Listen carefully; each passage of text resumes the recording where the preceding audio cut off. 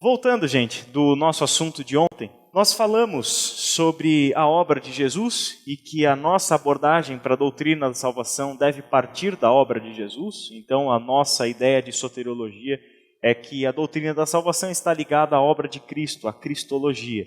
E aqui, depois de nós passarmos por diversos textos, diversas questões, tentando responder essas questões, nós chegamos a essa. O que Jesus está dizendo para aqueles que creem nele com a salvação que ele oferece por meio de sua morte e de sua ressurreição? Então a primeira resposta que nós demos é que você é livre. Vocês se lembram disso, né? Nós passamos por esse slide, lemos esse texto, e conhecerão a verdade, e a verdade os libertará. Portanto, se o Filho de Deus os libertar, vocês serão de fato livres, né? Então, a libertação é uma das linguagens que Paulo utiliza para falar da nossa salvação, né? Mencionamos Gálatas capítulo 5, versículo 1, onde Paulo escreveu que nós fomos libertados por Cristo para a liberdade e nós devemos cuidar, na verdade, de não nos submetermos novamente a nenhum tipo de jugo de escravidão. Ou seja, a escravidão é a nossa condição antes da salvação. E quando Paulo escreve esse texto, parece que ele está mencionando para nós que existe uma tendência humana de se voluntariar à escravidão. Parece que nós de fato gostamos da escravidão. E no contexto de Gálatas ali são duas formas de escravidão que a gente vê. Uma delas é a escravidão da lei. Ou seja, tendo sido libertados por Cristo, ganhamos uma nova vida pelo Espírito e na obra de Cristo e não por intermédio da lei, a gente se sentir muito folgado na graça de Deus e tentar voltar a praticar coisas da lei, voltar a produzir obras da lei. Isso seria um meio de escravidão. E o outro seria a ideia de que uma vez que Cristo me libertou, eu posso fazer isso sem lei e pela graça, eu posso viver do jeito que eu quiser, eu posso fazer o que eu quiser, e aí confunde liberdade com libertinagem ou licenciosidade. E são dois perigos, dois extremos. Ou nós costumamos cair para um lado ou para o outro. Ou às vezes caímos para um lado e corremos para o outro.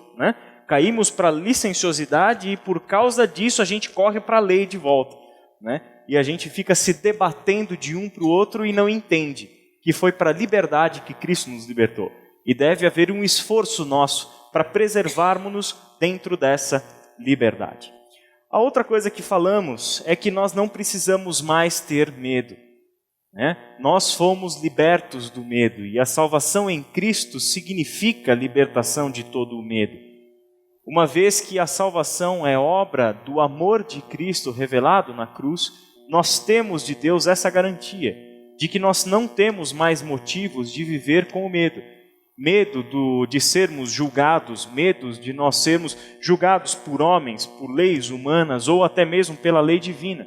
Não precisamos ter medo do nosso passado, do que um dia fizemos e que nos assombra no presente e nos cega com relação ao futuro. Nós não temos mais a necessidade do medo, nós não precisamos mais viver no medo.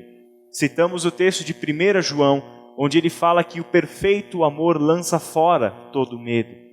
E nós que confiamos e estamos aperfeiçoados no amor de Cristo, nós não temos mais motivos para vivermos no medo.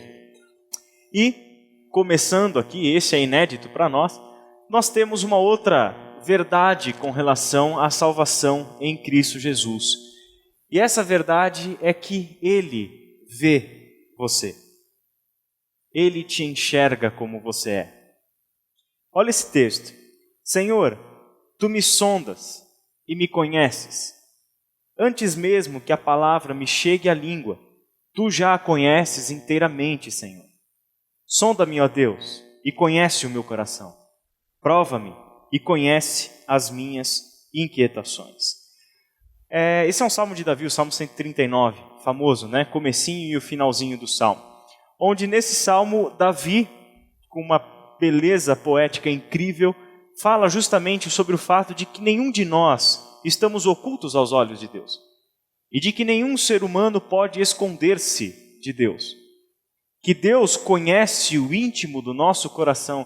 Ele conhece a palavra que vamos pronunciar muito antes da palavra chegar à nossa boca. Davi fala nesse salmo que os ossos dele não estavam escondidos do Senhor. Ele fala que o Senhor viu o embrião dele. Ou seja, Deus nos conhece de dentro, de fora, de cima, abaixo, de todos os jeitos. Deus nos conhece, sabe quem nós somos, sabe o que fazemos. E qual é a bênção quando a gente aplica essa verdade ou quando a gente interpreta esse salmo à luz do que Jesus fez? Lembra que a gente falou no comecinho do encontro de ontem que Martinho Lutero falava justamente sobre a cruz de Cristo ser o meio de interpretação de toda a Escritura e de toda a teologia, de toda a doutrina? Pois é, quando a gente olha para o Salmo 139, à luz da cruz de Cristo, como é que a gente entende esse salmo? De um jeito mais profundo e até mais bonito. Sabe por quê? Porque a gente descobre que esses olhos do Senhor que te veem, que enxerga você, que olha para dentro de você e sabe o que você pensa, sabe o que você deseja, Ele não permite ser enganado pelas nossas palavras que dirigimos para Ele. Ele não pode ser, de alguma forma, dissuadido de fazer alguma coisa por nós por causa que o nosso argumento é bom ou algo do tipo. Não. Ele sabe exatamente como nós somos, o que pensamos, etc. E esses olhos dele que estão direcionados a nós e o tempo todo olhando para nós, não são os olhos de um juiz.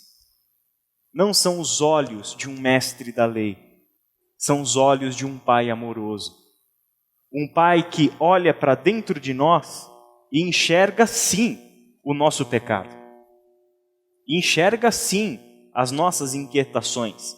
Enxerga as nossas imperfeições. Mas enxerga isso não para apontar o nosso erro e nos fazer sentir o medo e a culpa novamente. Ele faz isso e enxerga quem nós somos, e nós não precisamos ter medo de esconder quem nós somos do nosso Senhor, do nosso Pai, porque Ele olha com amor. E olhar com amor significa que Ele olha para você, enxerga o seu pecado, não para te revestir de culpa, mas para te aperfeiçoar, mas para te purificar, mas para te apontar o caminho certo, mas para te libertar continuamente de você mesmo, dos seus pecados, dos meus pecados, dos nossos erros, dos nossos desvios, de tudo aquilo que nos separa de Deus. Ele está olhando para nós e enxergando a gente com esses olhos, olhos de um Pai amoroso. Nós temos uma outra afirmação, é que Jesus quer que você e eu sejamos felizes. Ele quer que a gente seja feliz. Isso a gente pode confiar na palavra do Senhor. Por exemplo, João capítulo 13, versículo 17. Se você se lembra bem, esse trecho é o que se encerra aquela cena em que Jesus lava os pés dos seus discípulos. Então, depois de Jesus chegar lá para o jantar, ele vê que na casa não tinha ali o escravo, que normalmente era responsável por lavar os pés de quem chegava da rua e ia se sentar para comer. Ele mesmo, o mestre, chega, pega uma toalha, pega uma bacia, se curva e lava os pés dos seus discípulos. Há, claro, um verdadeiro desconforto, porque todos os discípulos sabiam que aquela não era uma atitude digna de alguém da posição de Jesus. Sabia que um mestre e superior a todos eles jamais deveria tomar aquela posição e fazer aquele tipo de coisa. Aquele era trabalho de um servo. Quando muito, um dos discípulos ou o anfitrião é que faria isso, caso ele não tivesse um servo. Mas quem toma a bacia e a toalha é o próprio Jesus. E é curioso quando a gente nota essa relação de Jesus com os discípulos e as conversas que os discípulos têm entre eles, a gente vai descobrir que nunca nenhum dos discípulos faria um negócio daquele. Sabe por quê? Porque em outros textos, por exemplo, Lucas 22, quando Jesus está ceando com eles, os discípulos estão discutindo entre eles qual deles é o maior. Enquanto há discussão em qual de nós é superior, qual de nós é o maior, nunca vai sair de uma discussão dessa alguém que se curva e lava os pés dos outros. Saiu de Jesus, do que realmente era maior, por essência, por natureza. Daí Jesus se curva, lava os pés dos seus discípulos e disso ele tira um ensino. E o ensino é vincular a felicidade ao seguir o seu exemplo. Ele quer que nós sejamos felizes.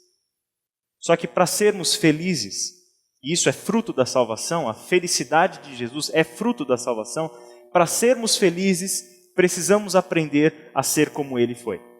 Daí é que Jesus vincula a felicidade no reino de Deus à sua imitação. Felizes serão se vocês praticarem essas coisas. Se vocês fizerem uns aos outros como eu fiz por vocês. Felizes serão se. Daí é que Ele quer que nós sejamos felizes. Só que Ele não vai promover para nós a felicidade que nós nos acostumamos a ter e a buscar. A felicidade que Jesus propõe é a felicidade de verdade. Quando muito nós buscamos ao longo da nossa vida momentos de alegria e de prazer. Mas sem Jesus nós não encontramos felicidade, felicidade plena. Que em outra passagem, por exemplo, João 10:10, um texto que a gente leu ontem também, diz que Ele veio para nos dar vida e vida em abundância. Isso é vida plena. Agora, olha para a vida de Jesus, olha para tudo que Ele viveu. Chega hoje em casa e leia os 4 evangelhos antes de dormir. E aí você vai reparar algumas coisas incríveis. Como, por exemplo, Jesus sendo o tempo todo questionado pelas autoridades do seu tempo. Jesus sofrendo perseguições dos líderes religiosos. Jesus sendo desconsiderado pelos seus próprios irmãos e familiares. Jesus tendo diversos problemas com os seus discípulos, porque os próprios discípulos não criam, não o entendiam, não o acompanhavam, enfim. No final da sua vida, esses sofrimentos, se intensificam. No final da sua vida, e Jesus sabia que ia chegar lá, Ele vai sofrer, Ele vai apanhar, Ele vai passar por rejeição, Ele vai passar por humilhação, Ele vai passar por dores. Mas em tudo isso, eu te faço uma pergunta. Você acha que Jesus foi um ser humano feliz? Eu tenho certeza absoluta que Jesus foi o ser humano mais feliz que já pisou nessa terra. Mas olha a vida dele. Será que não existe algum conflito de ideias sobre o que é felicidade? Para nós e para ele?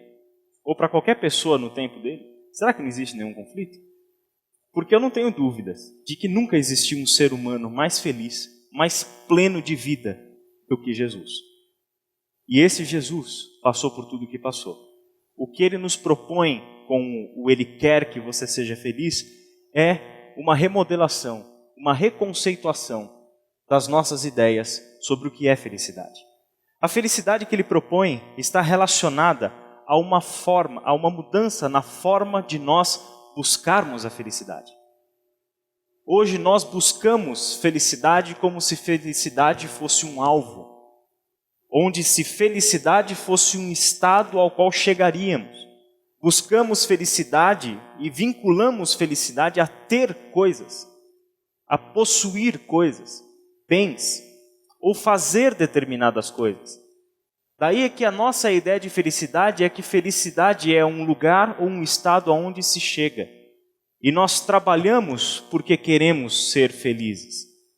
Nós fazemos uma porção de coisas e enchemos a nossa agenda e fazemos tudo o que fazemos em busca da felicidade. O problema é que Jesus vai mostrar para nós que a felicidade não está num lugar. A felicidade está no caminho. A felicidade está na forma como nós vivemos e não em um lugar aonde chegamos. Daí é que eu não posso viver a minha vida, projetar a minha vida, querendo ser feliz daqui a 10, 20 anos, quando eu me aposentar, ter uma boa renda da minha aposentadoria, viver na minha casa de campo tranquilo e sossegado, comendo no restaurante que eu quiser, a hora que eu quiser, no dia que eu quiser, com quem eu quiser, e aí sim eu estou feliz. O único problema é que você se matou a vida inteira para alcançar esse ideal. E você foi uma pessoa infeliz e amarga a sua vida inteira. E quando você chegar nesse estágio, onde já está tudo perfeito, você já tem tudo, você não tem mais alegria nenhuma de desfrutar o que você tem. Eu poderia te dar um monte de exemplo de pessoas que dizem exatamente isso. Pessoas que perseguiram a felicidade, perseguiram essas coisas todas, achando que nisso estava a felicidade, mas deram com a cara na parede. Quer um exemplo? O livro de Eclesiastes. O livro de Eclesiastes é exatamente isso. É o retrato dessa realidade. Seres humanos que buscam a felicidade em tudo quanto é lugar, de tudo quanto é jeito, achando que a felicidade está em algum lugar. Mas se esquecem que a felicidade está no caminho, está no processo. Søren Kierkegaard dizia isso sobre a felicidade, o filósofo dinamarquês, e recentemente, para facilitar a citação, Jorge Camargo gravou uma música, compôs uma música e gravou uma música sobre esse conceito de felicidade, como Kierkegaard explicou, que a felicidade é uma porta que só se abre para fora. Se você tentar abrir essa porta para dentro, ela emperra, não vai. A felicidade é uma porta que só se abre para fora, só se abre para o outro, nunca para si mesmo. Felicidade nunca quer nada para si, quer para o outro. E quando nós descobrimos isso em Jesus, aí a gente entende o como Ele queria que nós fôssemos felizes, o como nós queríamos que a felicidade fosse a nossa realidade plena, absoluta. A felicidade é a despreocupação que surge quando você entrega a sua preocupação a Deus. Aí é a felicidade. É a despreocupação que só surge quando você coloca no colo do Senhor todas as suas preocupações. A sensação de leveza, de que eu não preciso mais me preocupar, isso se chama felicidade. Quando eu coloco no colo do Senhor todas as minhas preocupações e descanso. Esse é o estado da alma que encontrou felicidade. Houve descanso, houve despreocupação. A felicidade é a serenidade que aparece quando a vontade de Deus ocupa o lugar da sua própria vontade. É a serenidade quando nós não somos mais escravos das nossas próprias vontades, dos nossos próprios desejos. Quando nós lutamos para realizar as nossas vontades e os nossos desejos, nós nos machucamos, nós nos ferimos, nós nos cansamos, nós sabemos que vamos trilhar caminhos para longe de Deus. Só que a felicidade está no Senhor, está num caminho caminhado com Cristo, andado junto com Cristo. Daí é que felicidade é justamente esse estado de serenidade que surge quando a vontade de Deus se impõe à sua vontade. Sabe por quê? Uma boa, gente, a gente não sabe o que querer. Cada dia a gente quer uma coisa. A gente não sabe o que de fato a gente quer. Cada dia a gente está querendo um negócio. Daí a gente começa a lutar tanto porque a gente quer tais coisas, ou porque a gente quer determinado lugar, ou determinada pessoa, ou alguma coisa nesse sentido, e aí a gente se frustra e erra. Por quê? Porque nunca será plena essa realização da nossa vontade. Quando a vontade de Deus se impõe, aquele que é onipresente, onisciente, aquele que sabe todas as coisas, aquele que está em todos os lugares, e aquele que é onipotente, ele tem todo o poder. Quando a vontade desse se impõe e prevalece sobre a nossa vontade, o que é que surge? Surge um estado de serenidade, que a gente pode dizer que Jesus quer que você seja feliz. Esse é o estado que Ele quer que a gente alcance na nossa caminhada com Ele. A felicidade é a confiança de que o êxito da sua vida não depende de você, mas lhe foi dado como um presente. A felicidade é quando a gente descobre que a nossa realização como seres humanos, que a nossa realização, o nosso sentimento de realização existencial como seres humanos não está nos nossos ombros, mas me foi dado como um presente. Foi dado por Jesus na salvação que Ele proporcionou para nós. Isso é felicidade. Quando nós descobrimos que isso tudo pelo qual a gente luta tanto, busca tanto para nos realizarmos como pessoas, na realidade já nos foi dado como um presente em Cristo Jesus. E eu não preciso mais correr atrás dessas coisas. Os evangelhos e Jesus o tempo todo está falando sobre isso. Está falando de uma vida livre das preocupações e depositada toda a confiança em Deus. Está mostrando para nós que a realidade do qual de fato nós deveríamos depender para a nossa existência é aquela realidade onde o reino de Deus chegou, onde o reino de Deus colocou ordem no caos, onde o reino de Deus nos satisfaz plenamente, onde no reino de Deus nós não temos mais necessidades de buscar realização pessoal, amor, felicidade em qualquer outro lugar ou em qualquer outra pessoa a não ser em Jesus. Aí surge felicidade, onde nós descobrimos que nós não fomos feitos para viver uma vida para nós mesmos, mas fomos feitos com um propósito. E o propósito, como a gente vai ver hoje mais para frente, é o louvor da glória de Deus. Eu fui feito para isso. Eu fui criado para isso.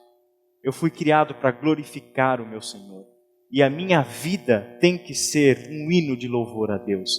Não só o hino que eu canto, mas a minha existência deve glorificar o Criador. Eu fui criado para isso.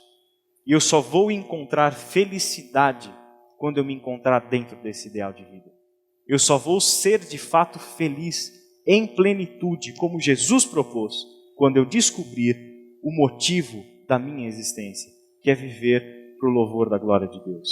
O que Jesus fez? Jesus tornou isso possível de novo. Sem Jesus, nós estaríamos mortos ainda no nosso pecado, dentro de nós mesmos, no nosso egoísmo, buscando as nossas felicidades, que na verdade são momentos estanques de alegria, de prazer. Nada mais do que isso. Sem Jesus, nós estaríamos presos a isso tudo. Mas Ele faz com que é possível sermos de fato felizes, encontrando em Deus a nossa realização plena e vivendo definitivamente para o louvor da glória de Deus. Uma outra afirmação, uma outra verdade que nós encontramos na salvação que Jesus proporciona para nós é que você é abençoado, você é abençoado. Eu quero ler esse trecho, são 2 textos na verdade que eu compilei num só, mas diz assim, Bendito seja o Deus e Pai de nosso Senhor Jesus Cristo, que nos abençoou com todas as bênçãos espirituais nas regiões celestiais em Cristo. Seu divino poder nos deu tudo de que necessitamos para a vida e para a piedade, por meio do pleno conhecimento daquele que nos chamou para a sua própria glória e virtude. O primeiro é de Paulo, o segundo é de Pedro. O primeiro é Efésios capítulo 1, versículo 3, e o segundo é 2 Pedro, capítulo 1, versículo 3 também. Jesus diz para nós que na salvação que Ele nos deu, já estão contidas todas as bênçãos que nós precisamos para a vida. Isso significa que Ele quer que a gente pare de correr atrás de bênçãos circunstanciais e compreendamos que na salvação estão contidas todas as bênçãos que nós precisamos para a nossa vida e para a nossa relação com Ele. Tudo o que nós precisamos já nos foi dado. Essa é a realidade. Você quer bênção maior do que ser um com Deus? Você quer bênção maior do que ter a certeza de que o Espírito Santo de Deus, que atuou na criação do universo, mora dentro de você? Você quer bênção maior do que saber e ter a certeza de que a sua vida não acaba aqui e não se resume a essa condição histórica, mas que você vai passar toda a eternidade ao lado do Senhor e vendo o Senhor face a face? Você quer bênção maior do que isso? Só sabe qual que é o problema? Uma coisa vai se vinculando à outra. A gente continua achando que bênção são coisas circunstanciais. A gente continua achando que abençoado é quem tem mais dinheiro. Você quer um exemplo bem tosco disso?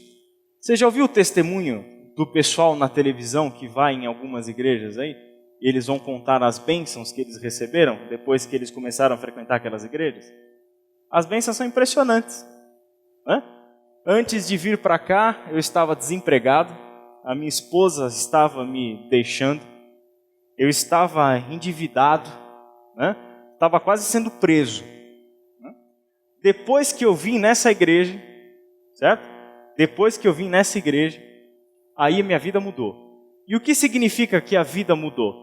Significa que agora eu tenho 3 carros importados, tenho 8 empresas, minha conta está num saldo positivo em alguns milhões, tenho até mais de uma esposa, já que já estava me deixando aquela, já estou até com mais de uma. Né? De tão boa que está a coisa para mim. Olha o conceito. Acha realmente que bênção são coisas circunstanciais. Confundimos bênçãos com bens materiais. Confundimos bênçãos com coisas que nós estamos correndo atrás. Por quê? Porque o nosso conceito de felicidade está errado. Aí a gente quer ser feliz tendo coisas. E a gente pede coisas para Deus e trabalha para ter coisas também. Então a gente tem duas maneiras de alcançar coisas, que é o nosso trabalho e a bênção de Deus. Mas por que a gente faz isso? Porque lá atrás está errado. Você está perseguindo felicidade num lugar errado. E de um jeito errado, que não é o que Jesus propôs. E quando começou errado lá atrás, o seu conceito de bênção também já foi por água abaixo. A bênção do Evangelho e da salvação que Cristo promove para nós é essa. É quem você é. Essa é a bênção. É tudo o que Jesus Cristo te deu como pessoa. É a nova vida, a nova natureza, a nova existência com propósitos. É a nova realidade de vida que Ele te deu no reino dEle. Isso é bênção. Isso é bênção. Caso contrário, a gente diria que um simples morador de uma favela, onde mal tem um salário mínimo para se sustentar, é menos abençoado do que um rico empresário. Caso contrário, esse seria o nosso conceito de bênção. Só que a bênção não está relacionada ao que temos ou deixamos de ter. A bênção está relacionada a quem nós somos agora, em Cristo Jesus. A bênção é esse tesouro que Ele colocou dentro de você, o Espírito Santo dEle. Essa é a bênção. E a gente não precisa correr atrás de mais nada.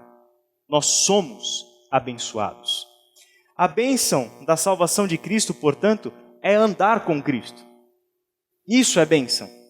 É ter o privilégio de aprender a viver com Cristo. É andar com Ele. Não existe bênção maior do que ser um discípulo, do que ser uma discípula de Jesus de Nazaré. Essa é a maior bênção que pode existir. Não há nada que se compare a isso. De aprendermos a viver, aprendermos sobre a felicidade, aprendermos sobre a nova vida no reino de Deus com o próprio Senhor Jesus Cristo. Isso está disponível e já nos foi dado gratuitamente. E já veio junto com o pacote da salvação.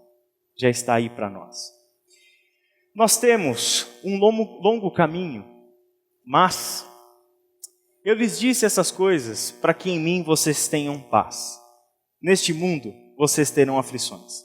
Contudo, tenham ânimo. Eu venci o mundo. Palavras de Jesus, João capítulo 16, versículo 33. Jesus nos diz que teremos uma jornada difícil pela frente. E Ele nunca escondeu isso dos seus discípulos. Ele nunca fez propaganda enganosa do seu projeto de reinado na terra. Nunca fez. Ele deixou muito claro que a vida com Ele era uma vida de dificuldades. Ele deixou muito claro que caminhar com Ele era uma caminhada de rejeição, de dificuldades e de sofrimentos. Ele nunca foi um anestésico para a nossa consciência e para a nossa existência. Ele nunca se propôs a ser. Existem outras coisas que fazem isso. Jesus não anestesia ninguém para passar por essa vida de forma indolor. Esse não é Jesus. Esse pelo menos não é o Jesus dos evangelhos. E ele deixa claro que neste mundo, nessa vida, nós teremos aflições. Já temos aflições pela nossa própria condição humana. E teremos mais aflições ainda porque decidimos andar com Cristo. A realidade é essa. Já sofremos por causa da nossa condição humana. E andar com Cristo significa andar com alguém e nos valores de alguém que o mundo odeia. Daí é que a nossa situação piora um pouco mais. Então aquela propaganda enganosa que quando o pessoal fala aqui, quando você encontrar Jesus vai dar tudo certo na sua vida, você não vai ter mais dor de cabeça, não vai mais ter dor de dente, não vai ter problema financeiro, não vai ter problema na família, não vai ter mais... Isso tudo é mentira. Isso tudo é mentira. Jesus deixa claro que muito pelo contrário, a partir do momento que você começar a seguir Ele, aí que você vai saber o que é sofrimento de verdade. Só que, tem um detalhe, Ele não nos deixa sozinhos. E uma coisa Ele garante para nós. Lembra que a gente falou ontem? Ele é o bom pastor que dá a vida pelas ovelhas. Ele é o bom pastor que te conduz. Ele é o bom pastor que te pega pela mão e te caminha com você pelo vale da sombra da morte. Ele leva você e te conduz por meio do sofrimento. E no sofrimento você tem algo que antes você não tinha, a mão dada com o bom pastor. No sofrimento, agora com Cristo, você tem algo que na nossa própria condição humana nós não tínhamos. Força, ânimo, encorajamento, o cuidado, a proteção do bom pastor das nossas almas. Em Jesus nós temos isso. Daí é que passar por sofrimento, gente, é inevitável para a humanidade. Ser humano sofre mesmo e ponto final. Inevitável. Vai sofrer de uma forma ou de outra. E o sofrimento alcança a todos. Homem, mulher, novo, velho, rico, pobre, não importa. O sofrimento alcança a todos, alcança a gente várias vezes ao longo da vida e de diversas formas. Passar por sofrimentos é a realidade. C.S. Lewis tinha uma frase muito interessante, que quando ele conta um pouco da conversão dele, ele dizia o seguinte: se eu quisesse uma religião que me fizesse me sentir bem, confortável, anestesiado com relação aos sofrimentos do mundo, eu não teria escolhido Cristo. Sabe por quê? Porque uma boa garrafa de vinho do Porto faz isso por mim. Me anestesia a consciência de um jeito saborosíssimo. Eu escolhi Cristo por outra razão. Eu não escolhi Cristo para fugir do sofrimento. Não fugi Cristo para ter uma vida anestesiada. Eu fugi Cristo para dar razão e sentido ao meu sofrimento. Já que eu tenho que sofrer, então pelo menos eu vou sofrer por algum propósito. Pelo menos eu vou sofrer por alguma causa. Já que eu tenho que sofrer, então me dá uma boa causa pela qual eu tenha que sofrer. E Jesus Cristo nos deu essa boa causa, que é o reino dele, o Evangelho. Já que tem que sofrer, então sofra por algo que realmente vale a pena. Sabendo que enquanto você sofre pelo seu reino, pela causa que ele nos deu, quem que está do teu lado? O bom pastor. Quem é que está de mão dada com você? O bom pastor. Você pode contar com a proteção de quem? Dele próprio. Você pode saber que você nunca estará desamparado e sozinho no sofrimento. E que tudo o que nós passamos de sofrimento fará sentido, porque sempre ele estará ao nosso lado. O problema, e aí a gente vai começando a entrar em algumas questões que a gente deixou em aberto ontem. Já que falamos que Jesus olhou para as multidões e se compadeceu delas e teve compaixão delas, nós falamos que Jesus olhou para a multidão, para as multidões e discerniu pessoas, indivíduos com os seus diversos problemas. Olhou para pessoas e discerniu os indivíduos com o sofrimento causado pelos seus pecados. Daí é que quando ele olha para as pessoas, ele não enxerga o pecado, embora o pecado esteja lá. Mas o que Jesus enxerga que faz com que ele se compadeça das pessoas? Ele enxerga a destruição que o pecado causou na vida daquela pessoa. E isso faz com que ele tenha compaixão das pessoas. Ele olha e vê seres humanos desfigurados por causa do pecado. E ele se compadece dessas pessoas. Significa então, isso nós falamos ontem, que o problema de tudo e a raiz de tudo, na realidade, é o pecado. Daí é que curar o leproso não era o suficiente. Daí é que alimentar o faminto não era o suficiente. Daí é que levantar um aleijado não era o suficiente. O devolver a vista ao cego não era suficiente. O absolver o culpado, o pecador, a pecadora, não era o suficiente. Por quê? Porque embora a compaixão de Jesus o tenha levado a fazer essas coisas pelas pessoas, embora a compaixão de Jesus deva ser a nossa compaixão pelas pessoas, pelas mesmas razões que Jesus teve compaixão delas, embora isso tudo seja verdade e necessário, um problema maior precisava ser resolvido. É o problema que de fato nos leva a uma necessidade de salvação. A salvação não estava na limpeza da lepra. A salvação não estava na recuperação da vista ao cego. A salvação não estava em absolver o pecador ou a pecadora. A salvação não estava ali. Isso seria uma consequência da verdadeira salvação. que é quando Jesus vem para esse mundo para resolver o problema humano, a raiz de todo o problema humano, que se chama pecado. E esse, é claro, é o problema que a Bíblia não escondeu, nunca jogou para debaixo do tapete. Inclusive a Bíblia logo de cara, né? Não sei se você já reparou isso dessa forma, mas a Bíblia começa com uma poesia maravilhosa em Gênesis 1, que é sobre a criação, né? Depois você tem o mesmo evento criativo narrado de uma outra forma no capítulo 2, ou seja, poesia linda em cima de poesia linda, maravilhosa, e de repente essa beleza toda de poesia é interrompida por Gênesis 3 e o pecado já entrou. Né? E para piorar um pouco, em Gênesis 4 já tem assassinato entre familiares. Né? E se for para Gênesis 5, a coisa fica mais assustadora ainda. Então, a realidade do pecado sempre foi e nunca foi escondida como o problema da humanidade, o problema do ser humano. E é justamente por causa do pecado que nós precisamos da salvação. Só que isso nos leva a perguntar o que é o pecado. Quem é o pecador? E com certeza a gente tem que fazer, inevitavelmente, um parênteses na doutrina da salvação e gastar pelo menos alguns minutos falando sobre uma outra doutrina, que é a doutrina do pecado. Né? A palavra pecado, como veio para nós no conceito teológico, é hamartia, da onde vem o nome da doutrina, hamartiologia, a doutrina do pecado, o discurso ou o estudo sobre o pecado ou do pecado. Então, essa palavra, e é importante que se diga isso, não é, em princípio, um desvio moral. Hamartia, na cultura que deu para nós essa palavra, a língua grega, a cultura grega, é na realidade uma falha ao atingir um alvo. Pode ser uma deficiência, mas não algo que seja essencialmente mal. Daí é que hamartia, na tradução mais literal da palavra, é nada mais, nada menos do que errar o alvo, falhar ao tentar alguma coisa. Então, isso seria a hamartia, o nosso problema com relação a essa palavra.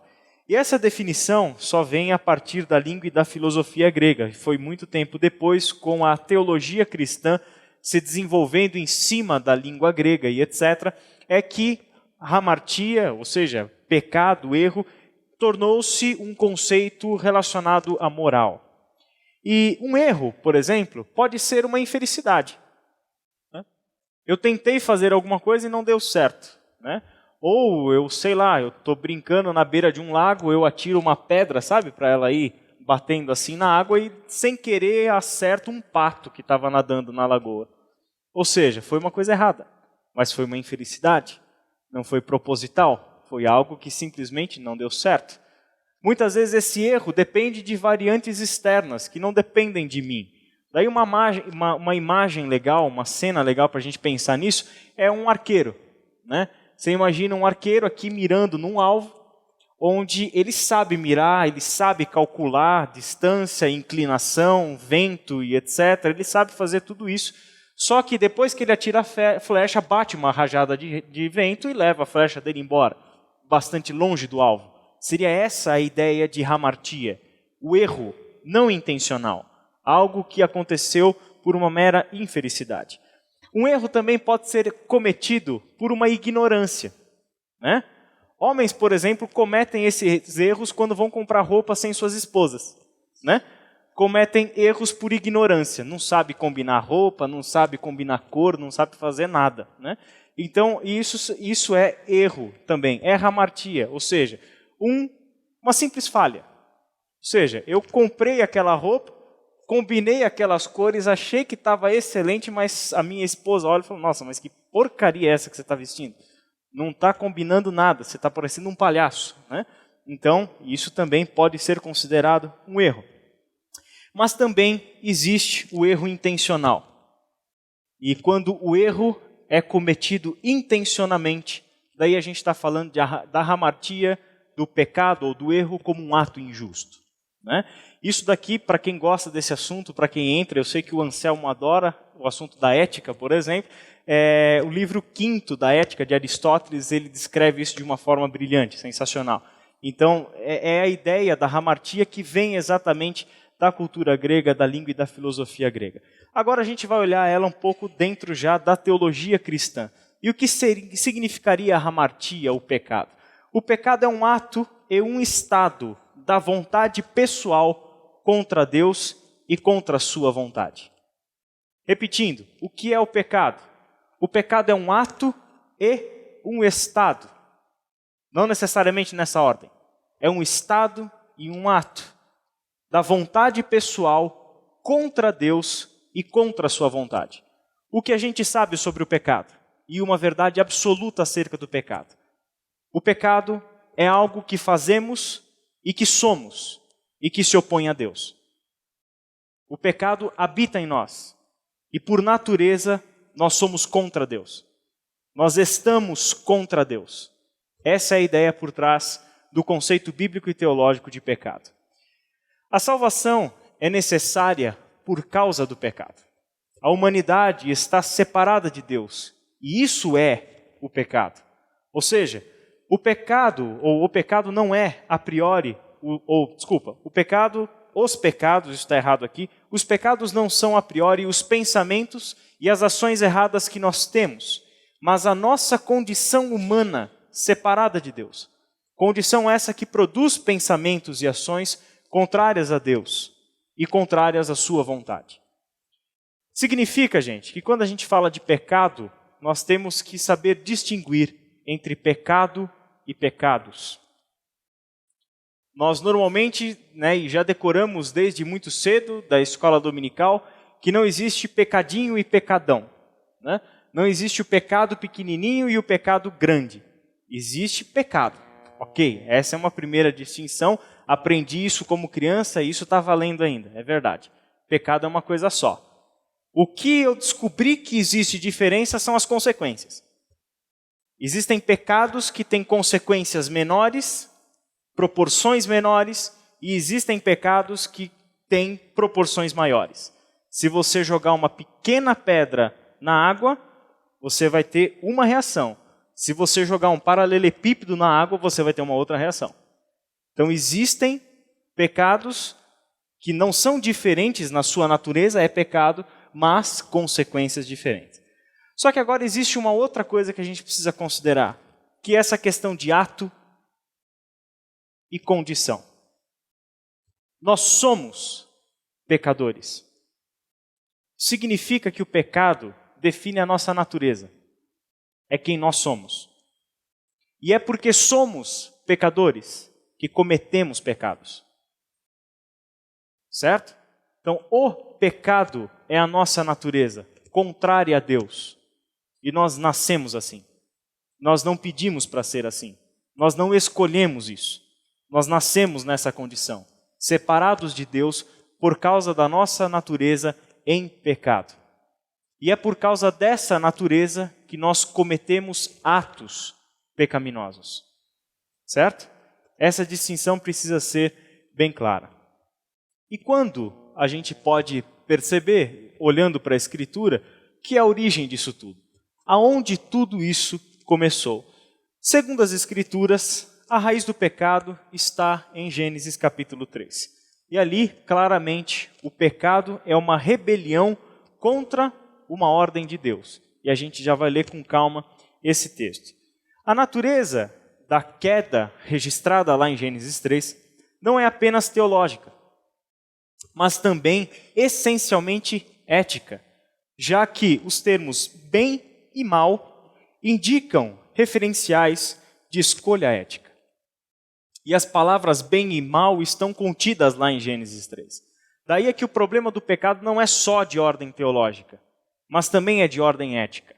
Está relacionada, portanto, à ação, ao que fazemos. Fomos criados para glorificar a Deus. Adão e Eva desviaram-se desse propósito. E o ato adâmico lá no Éden, porém, não foi isolado. Mas aquele ato atingiu toda a raça humana. E isso está claro na afirmação de Paulo de que o salário do pecado é a morte.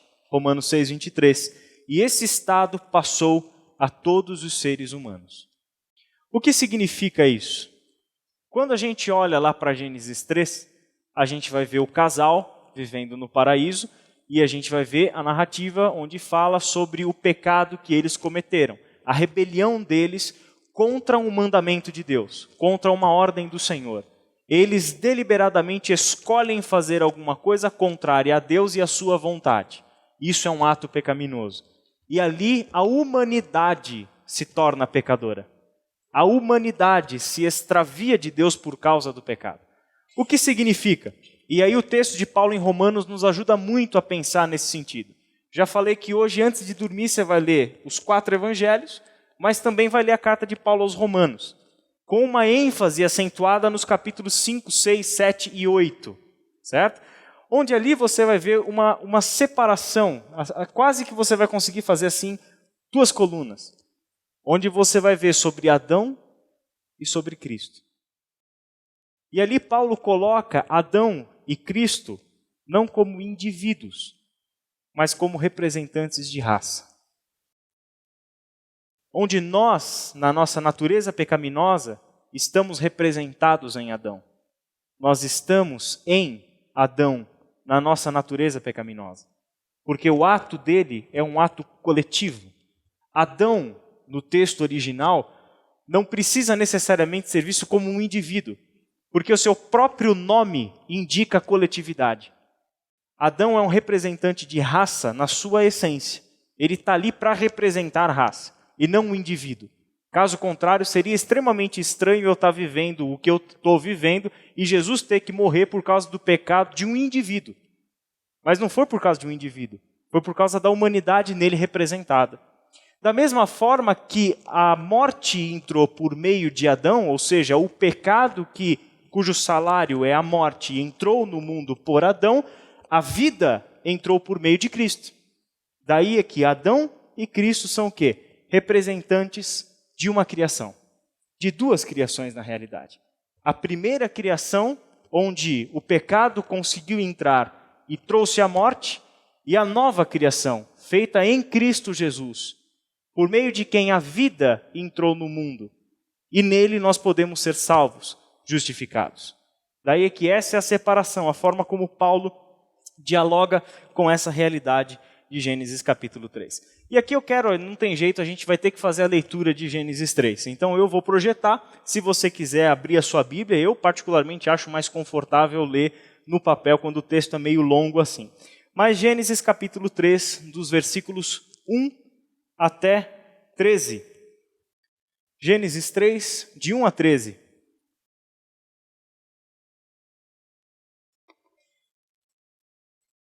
Ora, a serpente era o mais astuto de todos os animais selvagens que o Senhor Deus tinha feito. E ela perguntou à mulher: foi isso mesmo que Deus disse? Não comam de nenhum fruto das árvores do jardim? Respondeu a mulher à serpente: podemos comer do fruto das árvores do jardim, disse ela. Mas Deus disse: não comam do fruto da árvore que está no meio do jardim. Não toquem nele. Do contrário, vocês morrerão. Disse a serpente à mulher: certamente não morrerão. Deus sabe que no dia que dele comerem, os seus olhos se abrirão, e vocês, como Deus, serão conhecedores do bem e do mal. Quando a mulher viu que a árvore parecia agradável ao paladar, era atraente aos olhos, e além disso, desejável para dela se obter discernimento, tomou do seu fruto, comeu-o e o deu ao seu marido, que comeu também. Os olhos dos dois se abriram e perceberam que estavam nus. Então juntaram folhas de figueira para cobrir-se. Ouvindo o homem e sua mulher os passos do Senhor Deus que andava pelo jardim quando soprava a brisa do dia, esconderam-se da presença do Senhor Deus entre as árvores do jardim. Mas o Senhor Deus chamou o homem, perguntando: onde está você? E ele respondeu: ouvi teus passos no jardim e fiquei com medo, porque estava nu. Por isso me escondi. E Deus perguntou: quem lhe disse que você estava nu? Você comeu do fruto da árvore da qual eu lhe proibi comer? Disse o homem: foi a mulher que me deste por companheira que me deu o fruto da árvore e eu comi. O Senhor Deus perguntou então à mulher: o que foi que você fez? Respondeu a mulher: a serpente me enganou e eu comi. Essa é um texto muito famoso, que a gente lê várias vezes e pela beleza poética também do texto nos dá diversas possibilidades de interpretação. Mas no coração disso daqui tudo, independente de qual seja a interpretação que a gente faz, no coração desse texto está o nascimento do pecado no coração humano. O dia em que o ser humano disse para Deus independência ou morte. E decidiu se tornar livre, independente de Deus. O dia que o ser humano olhou para Deus, né, e ele já com todo o linguajar filosófico, né, eu não aceito essa sua ética heterônoma. Né, eu não aceito essa ética que vem de fora. Eu não aceito alguém que não seja eu mesmo ditar certo e errado. Eu quero conhecer o bem e o mal. Eu não quero que o Senhor me diga o que é bem e o que é mal, o que é certo e o que é errado. Não quero. Eu quero discernir bem e mal. Eu quero fazer isso por conta própria. Não quero que o Senhor me diga. Daí é que há esse ato de rebelião. Há uma independência ou morte. Infelizmente, nesse caso, o resultado foi morte.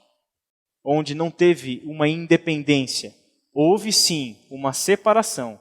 Mas a partir desse momento, de fato, o ser humano, a humanidade, foi escravizada pelo pecado. E qual é a abrangência do pecado? Quando a gente olha para toda a Escritura e a grande diversidade de textos bíblicos onde se fala sobre o pecado, a gente vai descobrir que o pecado envolve 4 áreas que definem qualquer visão de mundo, de qualquer povo, de qualquer lugar. O pecado, ele abrange 4 áreas, que é a epistemologia, o conhecimento. O pecado atingiu o conhecimento humano. O pecado atingiu a ontologia, que é a existência humana, o ser.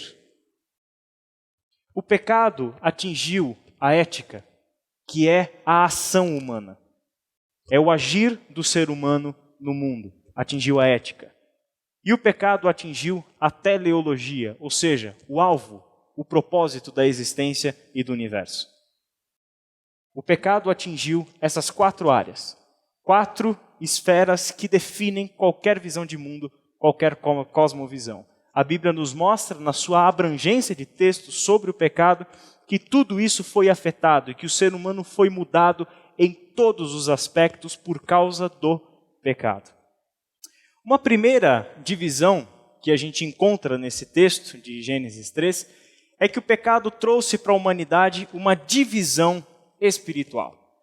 E dentro da linguagem teológica, principalmente do Antigo Testamento, divisão é quase que um sinônimo de morte. O que é morte? Morte é separação. Morte é divisão. Onde houve divisão daquilo que antes era um só, houve morte. Se houve separação de algo que antes era um, a gente está falando de morte. Daí é que a primeira divisão, a primeira morte, como consequência do pecado, é a mais importante, é claro, do qual dependem todas as outras, é uma divisão espiritual, onde o ser humano agora estava em oposição ao próprio Deus. Olha, por exemplo, aí na sua Bíblia, o versículo 8 até o versículo 11, e você vai reparar exatamente isso. A relação dos dois mudou. A relação do Criador com a criatura mudou. Agora a criatura se esconde, porque percebe sua nudez.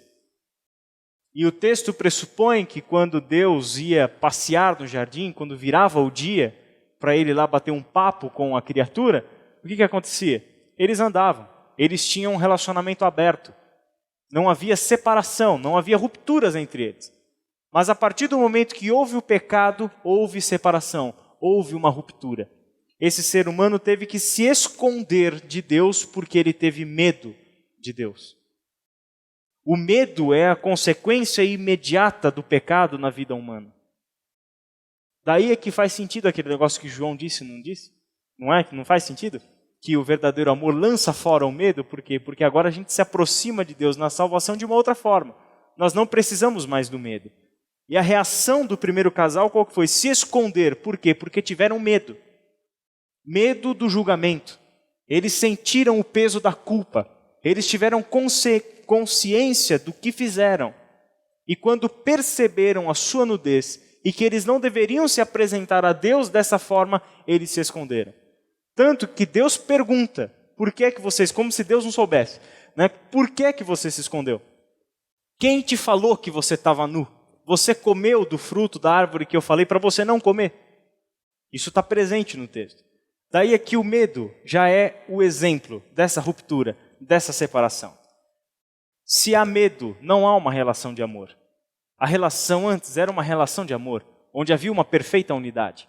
Agora o amor, que era a unidade perfeita entre Deus e criatura, é substituída pelo medo. E isso causa divisão, isso causa separação, numa palavra mais pesada. Isso causou a morte.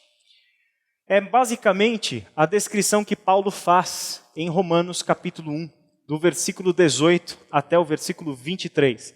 A gente não vai ler por causa do nosso tempo, mas se você está anotando, vale a pena você ler depois esse texto também. Uma segunda divisão é uma divisão existencial, ou uma divisão psicossomática, como alguns preferem, né? Ou seja, o ser humano entrou em conflito com ele mesmo. O ser humano agora é um ser dividido, é um ser bipartido, é um ser que não se entende, onde a sua própria natureza lhe causa dores e sofrimentos, onde a própria condição humana já não é mais normal, já faltava a unidade, já faltava a integralidade do ser. Agora eu tenho doenças psicológicas que afetam o meu físico. Agora eu tenho doenças do meu físico que afetam o meu psicológico e emocional, e por aí vai. O ser humano entra numa crise existencial, entra em uma morte existencial. Uma terceira é uma divisão sociológica, onde logo de cara a gente tem o primeiro conflito de marido e mulher, né? Nesse mesmo texto, o que a gente percebe? Os dois eram um só. Se a gente compara, né, mais um texto para você anotar para ler hoje à noite, né? Se você compara Gênesis 2 com Gênesis 3, e a relação, por exemplo, Gênesis 2 termina com Adão fazendo poesia para Eva, né? Essa sim, carne da minha carne, ossos dos meus ossos, e etc. Todo beleza, né? Tudo lindo, maravilhoso, e etc. Né? Ficou todo encantado com a Eva e assim por diante. Ok. Até Deus chegar lá e perguntar, o que você fez? Foi ela. Foi ela. Quero nem saber. Quer dizer, cadê o negócio de uma só carne? Já separou, né? Porque agora você está apontando para um outro. Agora existe um outro na história. Antes era tudo poesia e beleza. Era uma só carne. Literalmente falando, uma só carne. A partir do pecado, o que houve? Foi ela. A culpa é dela. Briga com ela. Eu não tenho nada a ver com isso. Ela mandou, eu só obedeci. Né? Ou seja, houve já uma separação, onde no pecado se distinguiu o outro. Se distinguiu que a culpa, e logicamente, se transferiu culpa de um ser humano para outro ser humano. E aí o exemplo não para aí, né? Porque se você olhar para o capítulo 4, você já vai ver também o problema da divisão social que os seres humanos passaram a enfrentar. Capítulo 4, você já tem dois irmãos se matando por causa de inveja. Né? Você já tem ser humano sendo retirado da terra cada vez para mais longe do Éden, segundo a narrativa de Gênesis, onde Caim recebe o mandamento de Deus de que ele seria errante, né? E ele, em desobediência a Deus, funda uma cidade, e assim foi. Ou seja, já foi tudo para o espaço. Não existe mais nenhum tipo de vida e parte da existência humana que já não tenha sido afetado pelo pecado. Mas não para por aí, né? Porque também existe duas divisões que estão relacionadas ao restante da criação, à natureza. E é importante sempre lembrar que na ideia de criação, lá em Gênesis, a gente não está falando de um ser humano que é criado em separação da natureza. Né? Porque o próprio nome de Adão está relacionado ao fato dele ter sido feito como por Deus? Qual foi a matéria-prima para Deus fazer Adão? A terra, elemento da natureza. O ser humano, portanto, é um filho da natureza. Dá a ideia, portanto, de unidade com a natureza. E o nome Adão significa exatamente terra. Né? Lembra da tradução que o Fábio trouxe para nós, sensacional? O terroso. Né? Ou seja, é aquele que veio da terra. Né? Então, Adão já tem isso por natureza. Mas a partir do momento que houve o pecado, o que o texto diz lá no capítulo 3, versículos 17 a 19? Agora a tua relação com a natureza não é mais a mesma. Agora é com o suor do teu rosto que você vai arar a terra. E a natureza não vai mais te dar o fruto com facilidade. Você vai ter que ralar para conseguir. Aqui no jardim estava tudo bem, mas fora do jardim não vai ser assim. A natureza e você estão também em oposição, onde você vai ter que cultivar, você vai ter que ter dificuldades, trabalho, você vai calejar suas mãos, você vai sangrar suas mãos para a natureza poder dar o fruto dela para você poder se alimentar daquilo que antes era parte de você. Era uma integralidade, o ser humano não tinha nenhuma separação, nenhuma divisão com relação à natureza. A palavra que eu vou usar é uma palavra meio desgastada, né? Principalmente por ideias mais esotéricas e místicas. Mas quando a gente olha para Gênesis, antes da queda, o que a gente vê? Uma criação holística. A gente está falando de uma unidade, de uma integralidade. Não existe divisão em nada, tudo é perfeito e harmônico. Tudo funciona como se fosse uma coisa só, onde não há divisão entre o ser humano e Deus, não há divisões dentro do próprio ser humano, não há divisões entre o ser humano e o próximo, não há divisões entre o ser humano e a criação, e a natureza. É uma coisa só e tudo funciona harmonicamente, em perfeição, tudo funcionando direitinho. Ali houve o quê? Ordem. O pecado trouxe o quê? Caos. Essas são as expressões corretas. Deus criou tudo do nada e fez tudo em ordem, em perfeição. O que o pecado trouxe para a criação de Deus? Caos. A ordem virou caos, se transformou em caos. E a quinta e última divisão é uma divisão da própria natureza. Ou seja, justamente por causa do pecado, a natureza não está nos eixos. A natureza vive conflitos com ela mesma. A natureza está vivendo em estado de decadência, onde a gente não precisa ir nem muito longe para ver o que é, né, o que são os problemas ambientais e ecológicos que nós temos presentes na nossa terra e que tendem a se agravar muito mais. A intervenção humana, que tem agora uma relação de exploração em relação à natureza e não mais do cuidado. Né? Lembra lá que em Gênesis você tem a ideia de que Deus coloca o ser humano no jardim para cultivar e cuidar do jardim, e Deus dá uma palavra, uma ordenança, uma incumbência para o ser humano. Domine você sobre todas as coisas. E a ideia de dominar é a ideia de cuidar daquilo que não te pertence. Domine ali é a ideia de que você foi responsabilizado por Deus para ser um mordomo da criação. É cuidar da criação que pertence a Deus. Só que por causa do pecado nós também trocamos essa relação. Passamos a ser não cuidadores, mas exploradores. Passamos a ser destruidores, opressores da criação. E a gente manipula a criação e destrói a criação em benefício próprio, para fazer aquilo que a gente acha bonito, sem entender que um dia isso entra em colapso. E a natureza não consegue mais reagir às intervenções que o ser humano faz nela. Então nós temos problemas, onde todos esses problemas a gente vai enxergando, tem uma raiz comum. E a raiz comum se chama pecado. Todos os problemas que nós encontramos na face da terra, na história da humanidade, para a Bíblia, tem uma raiz comum e se chama pecado. Além disso tudo, no ser humano, o pecado produz culpa e ao mesmo tempo produz ausência de culpa. Né? O ser humano é um bicho meio bipolar mesmo, na sua essência, não tem jeito. Ou o ser humano, por causa do pecado, se vê culpado o tempo todo, ou vive na ausência da culpa. Por que a culpa? Há culpa quando há lei. Se há uma lei que me diz certo e errado e eu tomo a decisão de fazer o que é errado, então há culpa. Não há culpa quando não há lei ou quando a lei é desprezada. Então não há culpa, não há o sentimento de culpa. Por exemplo, olha só o que diz o Salmo 33. Enquanto eu mantinha escondidos os meus pecados, o meu corpo definhava de tanto gemer.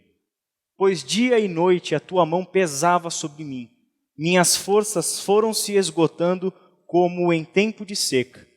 Então reconheci diante de ti o meu pecado e não encobri as minhas culpas. Eu disse, confessarei as minhas transgressões ao Senhor e tu perdoaste a culpa do meu pecado. Muito bonito esse texto. Um dos muitos salmos que falam sobre pecado. Mas já que nós somos salvos, e aí a gente volta lá para o Novo Testamento, né? E aí a gente interpreta isso aqui à luz de Jesus. Já que nós somos salvos em Cristo Jesus, e Ele nos libertou do pecado, e Ele nos justificou, ou seja, tirou e levou sobre si a culpa que estava sobre nós, por que nós devemos nos confessar? Por que repetir uma oração como essa? Por que experimentar a confissão dos meus pecados a Deus? Sabe por quê? De fato, todo o nosso pecado foi levado. Como mesmo Paulo diz, adiantando os encontros de amanhã e de quinta, nenhuma condenação há para os que estão em Cristo Jesus. Nenhuma condenação há. E de fato, todos os meus pecados já foram perdoados. Só que o porquê que eu tenho que confessar os meus pecados?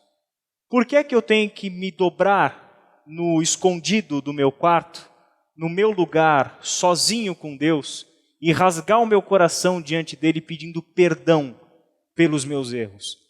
Por quê? Porque a confissão representa a cura. Porque a confissão é terapêutica. Porque na confissão nós jogamos limpo com Deus.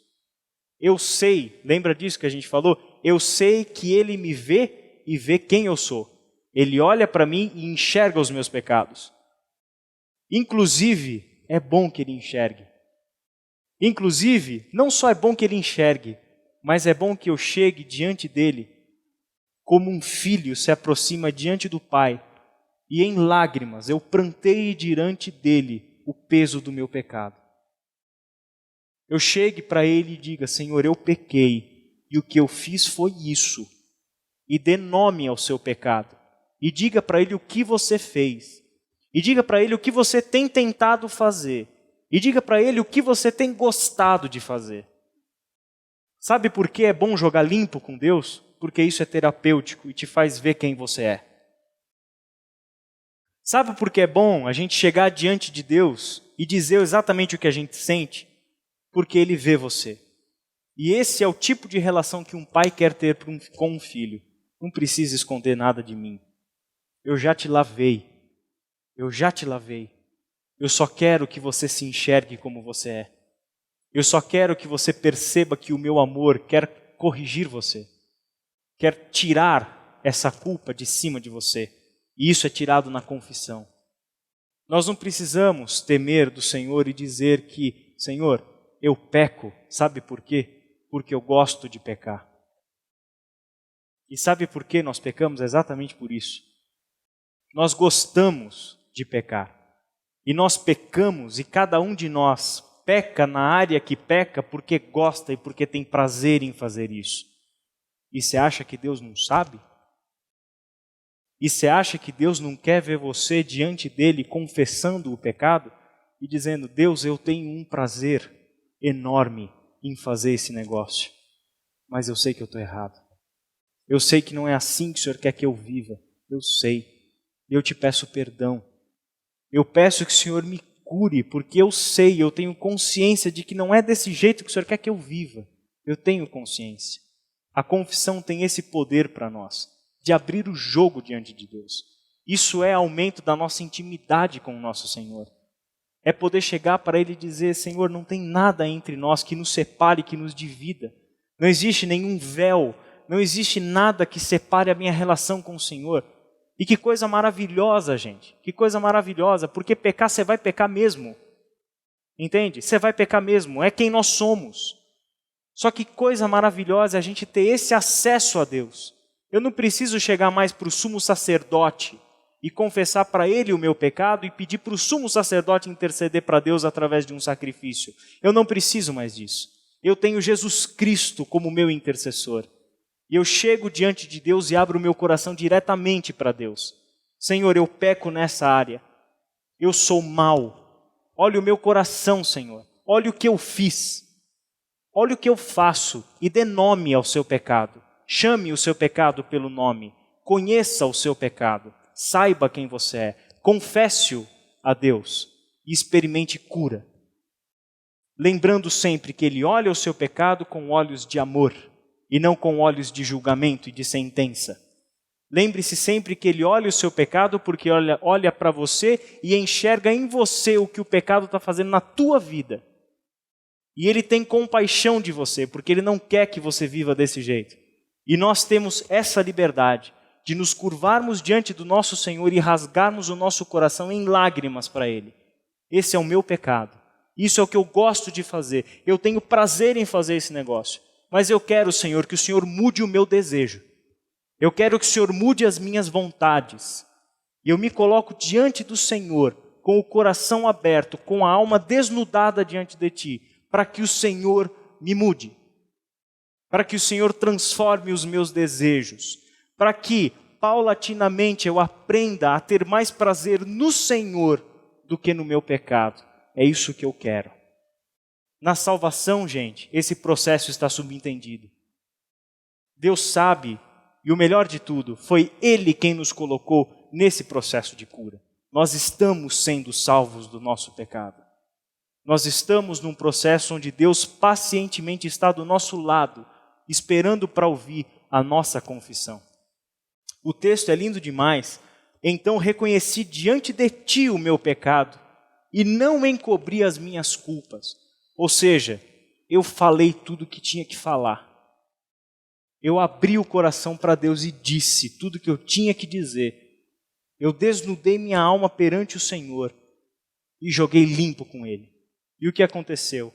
Confessarei as minhas transgressões ao Senhor e Tu perdoaste a minha culpa, o meu pecado.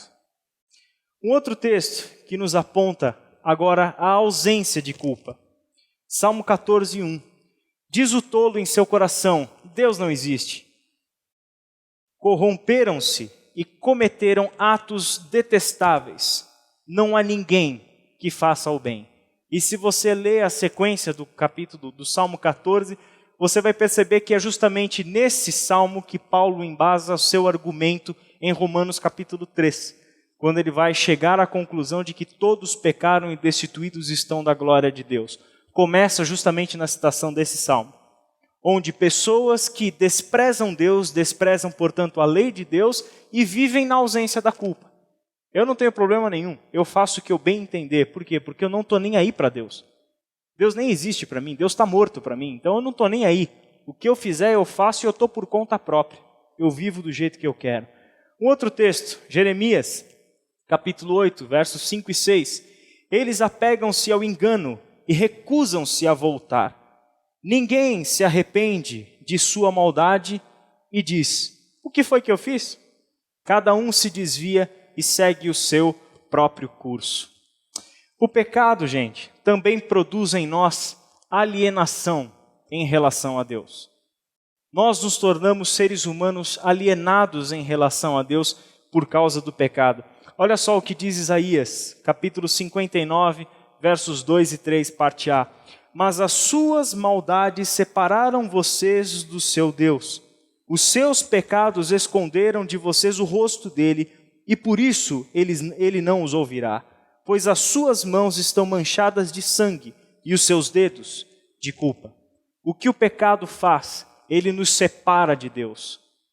Mas quando a gente olha esse texto à luz de Jesus, o que a gente descobre? Ele não separa mais. Ele não separa mais. Ele só separa quando eu permito que o medo e a culpa tomem conta de mim. Mas quando eu me lembro do seu amor, eu me arrependo. Eu me curvo e me confesso. Eu busco o perdão. Eu busco o acerto. Eu busco o acerto não para continuar errando, mas porque eu quero mudar. Isso nos leva, gente, inevitavelmente, a pensar sobre o que Deus faz com o pecado. O que Deus faz com o pecado? Quando a gente olha para essas passagens todas, e que de fato o quadro é meio tenebroso para nós, a gente está encontrando o problema da humanidade, que se chama pecado, as suas consequências, que é a humanidade do jeito em que está. A gente encontra um Deus que é santo e que não quer que a humanidade viva desse jeito, porque não foi para esse fim que Deus fez o ser humano, não foi para desse fim que Deus nos criou, e a gente vê Jesus Cristo no meio dessa história toda. Onde em Jesus Cristo nós temos um acesso ao Pai que antes não tínhamos. Nós temos a possibilidade de nos achegarmos a Deus e de nos relacionarmos com a realidade do pecado de uma forma diferente. Agora, eu não peco, porque pecar eu vou pecar, mas eu não peco e peço perdão para eu poder continuar pecando. Uma das grandes ideias erradas que a gente tem sobre Jesus Cristo nos perdoar o pecado é imaginar a nossa vida em relação a Deus, no que diz respeito ao pecado, como se fosse uma lógica assim meio que bancária, né? Eu tenho uma relação com Deus onde eu conheci Jesus, comecei a conversar com Ele e tal, e aí eu falo, bom Jesus, minha lista de pecados é essa, vê que o senhor dá para o senhor fazer aí. Minha dívida é essa, dá para a gente negociar? E aí Jesus fala, tá bom, eu zero a sua dívida. Sua conta está no negativo, a lista é longa, estou sendo otimista só com essa folhinha, né? Mas a lista é longa, é pecado que não acaba mais, eu zero sua conta. E aí a gente se converteu, e aí Jesus transformou aquela nossa conta negativa em um saldo positivo. Daí esse foi o primeiro dia. No segundo dia, eu tenho que encarar a realidade. Mesmo perdoado, mesmo tendo tido a minha conta zerada, o que eu fiz? Eu continuei a pecar. Pensei coisas que não deveria ter pensado. Reagi de jeitos que não deveria ter reagido. Disse coisas que não deveria ter dito. Fiz coisas que não deveria ter feito. E eu tenho consciência de que isso é pecado. Aí eu tenho que chegar à noite em casa e pedir perdão para Deus.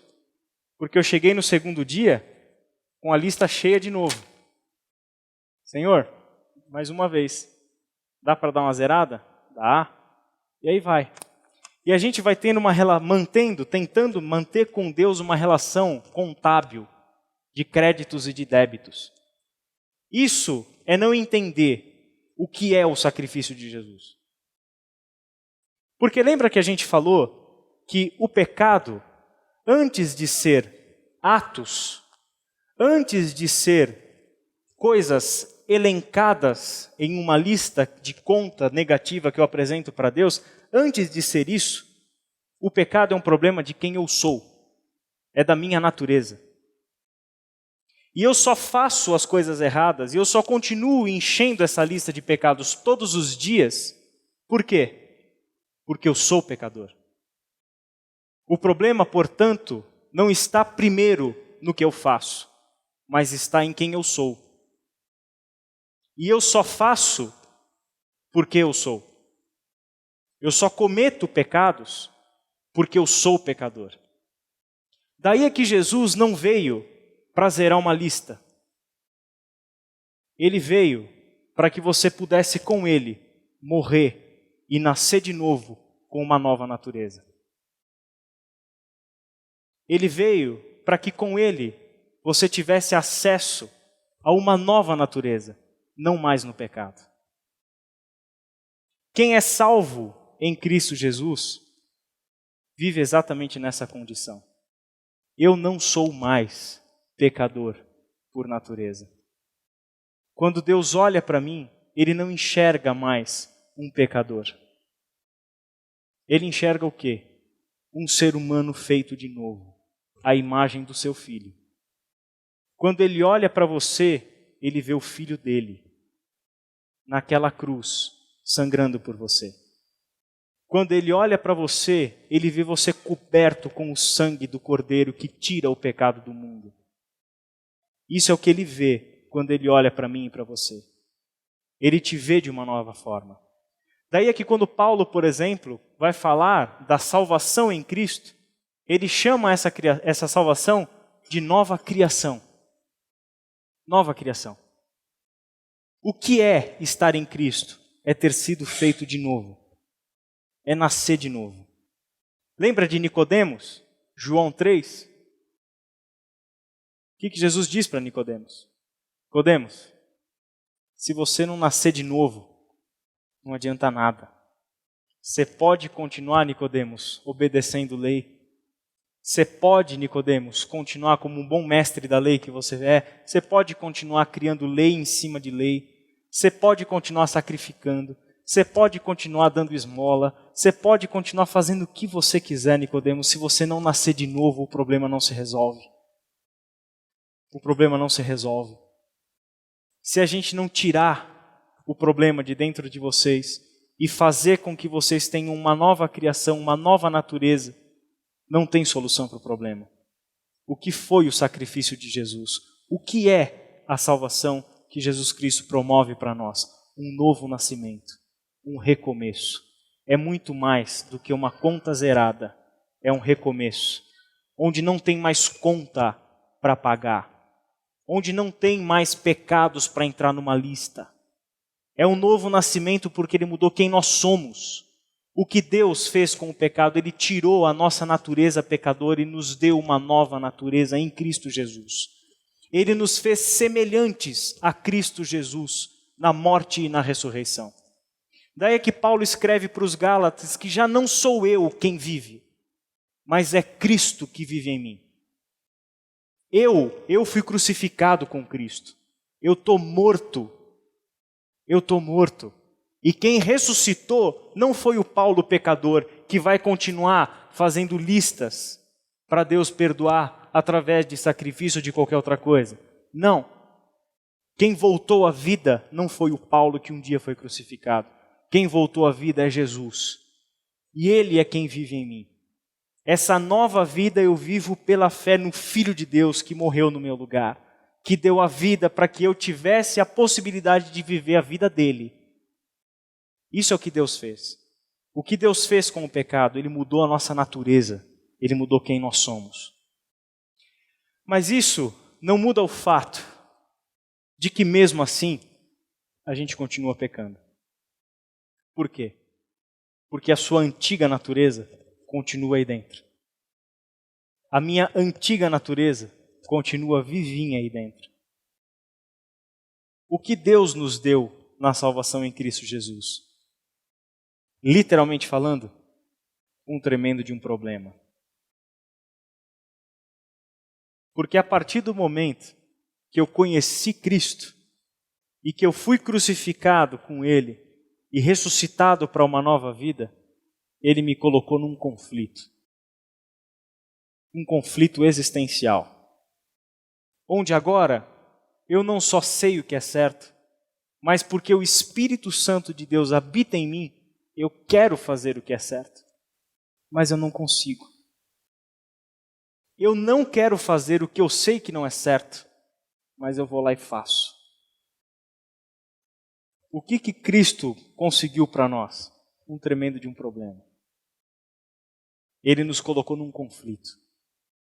E Paulo usa exatamente essa palavra quando ele escreve para os Gálatas. Carne e espírito estão em conflito.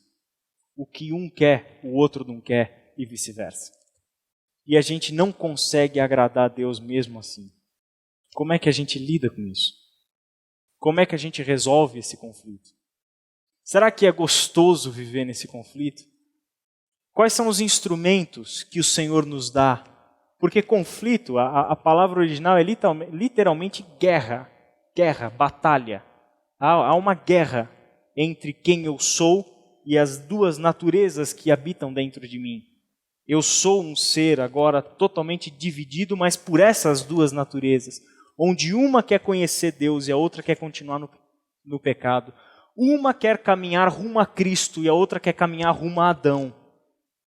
E eu vivo esse conflito. Essa é a minha realidade de vida. Né?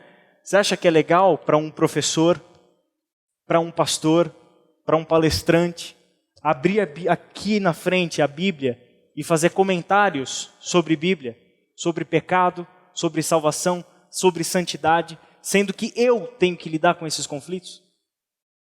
Sendo que eu não consigo resolver esses conflitos na minha vida?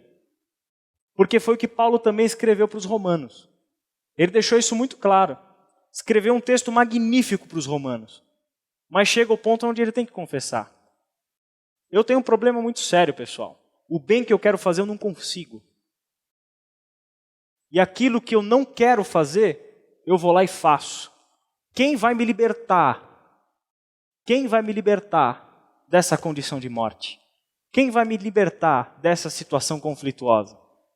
Quando Paulo escreve para Timóteo, Paulo, o grande, o maior teólogo da história do cristianismo, o maior missionário que a história da igreja já conheceu, o cara de quem a gente depende para pensar sobre Jesus e a salvação.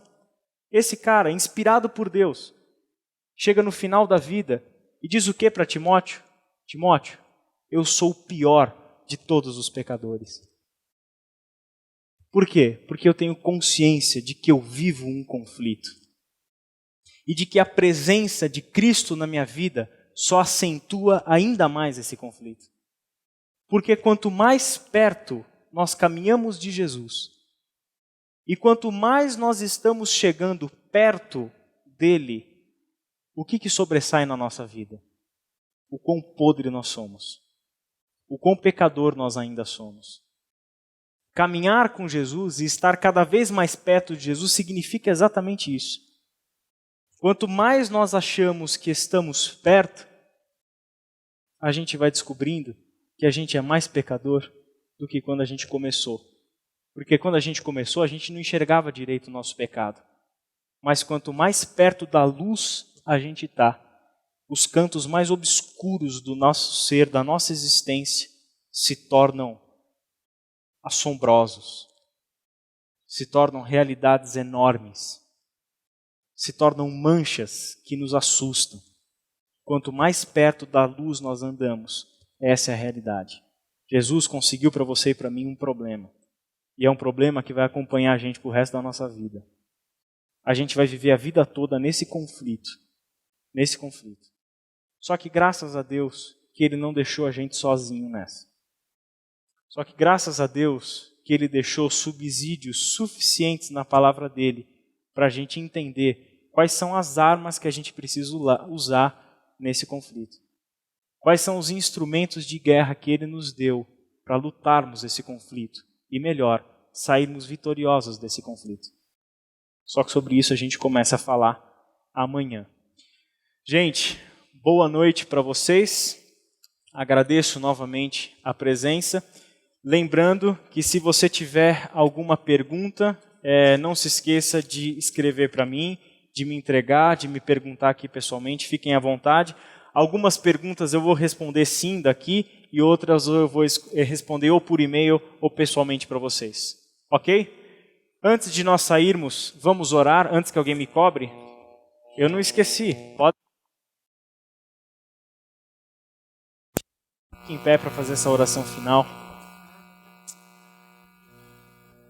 Senhor, nosso Deus e Pai, nós te rendemos o nosso louvor, a nossa adoração. Porque o Senhor fez tanta coisa nessa história para vir em nosso resgate. O Senhor caminhou de um jeito tão impressionante, tão belo, tão mágico ao longo de toda a história da humanidade para chegar até mim hoje e me reconquistar para o Senhor. Pai querido, muito obrigado pela dádiva da salvação. Obrigado, Senhor, porque no Teu Filho Jesus eu tenho um recomeço. Eu tenho uma nova vida, uma vida perfeita, perfeita em Ti, livre da culpa, livre do medo, livre, Senhor, de qualquer juízo e de qualquer julgamento. Obrigado, Pai, pelo que o Senhor fez no Teu Filho, por mim. E muito obrigado, Senhor, porque nele o Senhor não só me deu a salvação, mas me deu o exemplo de uma nova vida. Obrigado, Senhor, e ao mesmo tempo nós te pedimos forças, coragem, ânimo para vivermos as aflições que temos que viver nesse mundo causadas pelo nosso próprio pecado. Que o teu Filho Jesus se faça sempre presente em nós, nos levando cada vez mais perto dele, cada vez mais perto de ti. Despede-nos, Senhor, debaixo da tua graça, em nome do teu Filho Jesus. Amém.